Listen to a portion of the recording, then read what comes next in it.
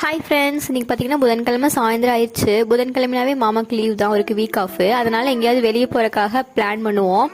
இந்த வாரம் பார்த்தீங்கன்னா எங்கேயும் போகல. ஏன்னு பார்த்தீங்கன்னா அடுத்த வாரம் ஒரு பெரிய அவுட்டிங் இருக்கனால இந்த வாரம் எங்கேயும் போகல. தம்பி எங்கூட சேர்ந்து பேசிகிட்டு இருக்கான். அப்புறம் சும்மா சரி ஒரு ரவுண்ட் போய் டீ பப்ஸ் ஏதாவது சாப்பிட்டலான்னு கிளம்புனோம். அப்புறம் பார்த்தீங்கன்னா மாமா இங்கே ஆட்டுக்கால் சூப் நல்லா இருக்குன்னு சொன்னனால இங்கே வாங்கி 2 பேரும் குடிச்சிட்ருக்கோம். நல்லா இருந்துச்சு, உண்மையாகவே நல்லா இருந்துச்சு. அப்புறம் குடிச்சிட்டு அப்படியே கிளம்பிட்டு பார்த்தீங்கன்னா ஒரு saree ஓரடி கொடுத்துருந்தேன், அதையும் வாங்கிட்டு அப்படியே வீட்டுக்கு வந்தாச்சு.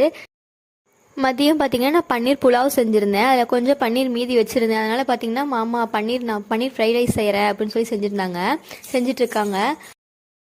நான் பார்த்தீங்கன்னா தம்பி வச்சுட்டு வீட்டுக்குள்ளேயே இருக்கனால அப்பப்போ வெளியே போயிட்டு வரதுனா எனக்கு ரொம்ப பிடிக்கும்.